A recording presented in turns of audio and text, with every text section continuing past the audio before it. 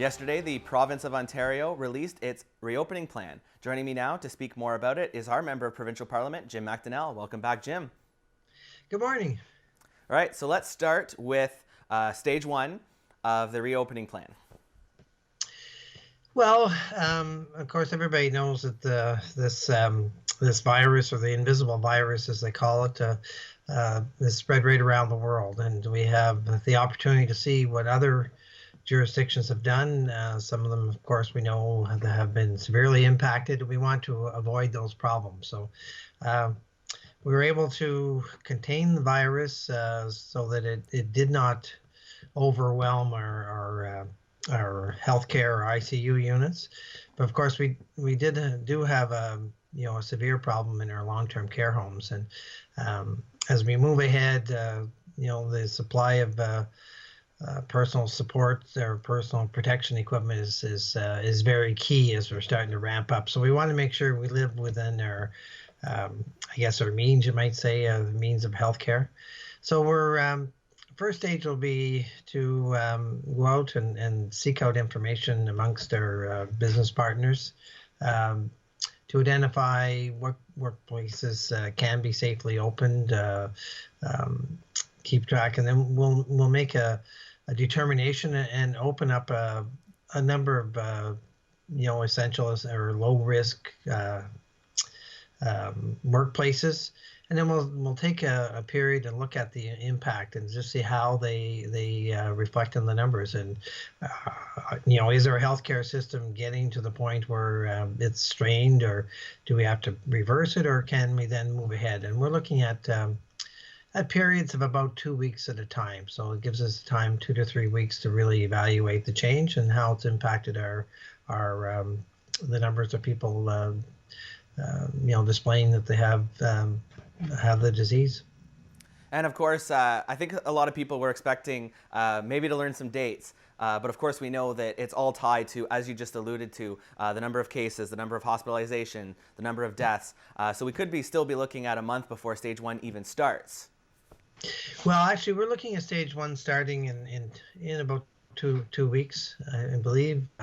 It really is, as they say, it's a roadmap where we're looking at where we are on that particular date. If we continue with the flattening the curve that we have today, the next couple of weeks we're going to be looking at talking to business, talking with government, municipal governments, and getting advice from the medical officer experts with our feedback, and they'll make some determinations at that time with what businesses will be opened. And at that time, then we'll sit back and we'll continue to consult, but we'll look at the results of our decisions and just see the impact of the healthcare system.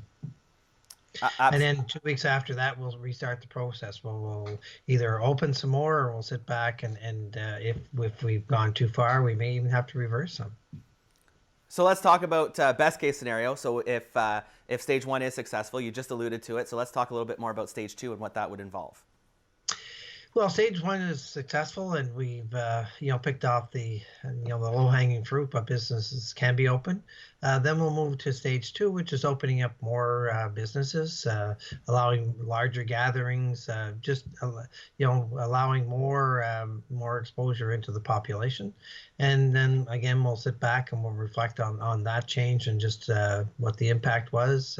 Can we go further? And then 2 to 3 weeks later, we'll make the decision to open more or hold tight for another month or another 2 weeks if we see that we just can't handle more cases at that time. We really want to make sure the jurisdictions that got into the biggest troubles were those that overwhelmed their healthcare system, so that they didn't have the capability to look after not only the people that were exposed to the virus, but other people that have just the normal healthcare concerns, heart attacks, people with injuries. We want to make sure there's room for them as well. So, we've increased the capacity greatly to our healthcare system, but personal protection equipment is still a concern. We're still maybe a couple weeks away from getting those numbers increased greatly. We have, thanks to companies like GM and Ford and Toyota that have retooled their factories to produce more masks, more gowns.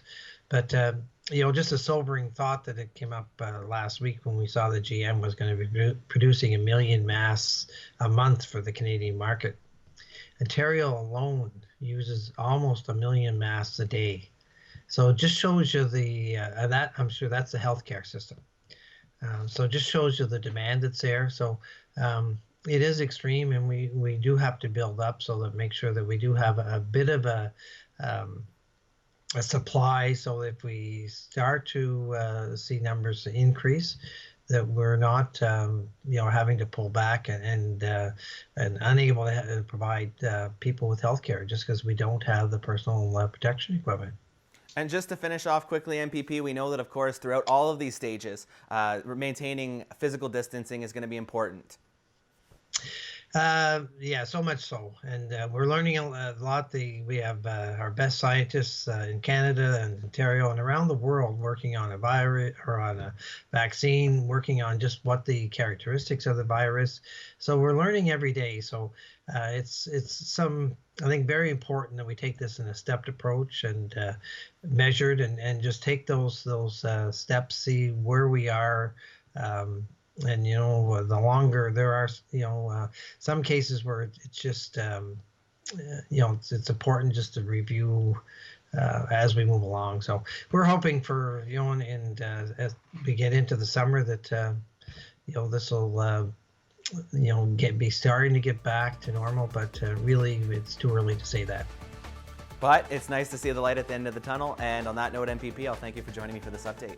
And if I could just say one thing, still asking people to practice, the personal distancing and to stay home and stay safe.